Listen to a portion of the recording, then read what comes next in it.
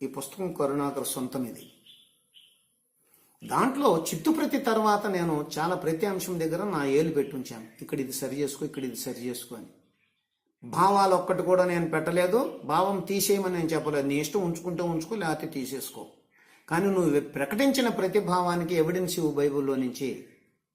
అక్షర దోషాలు నేను చక్కజేశాను. వాక్య నిర్మాణంలో కర్త కర్మ క్రియ సులభంగా అర్థం కావాలంటే వాక్యం ఎలా ఉండాలి, 4-5 వాక్యాలు సెట్ చేశాను. కంటెంట్లో నేను ఏలట్లేదు 1% కూడా. ఇది నిజం. నువ్వు అంగీకరిస్తే ఎంత, అంగీకరించకపోతే ఎంత.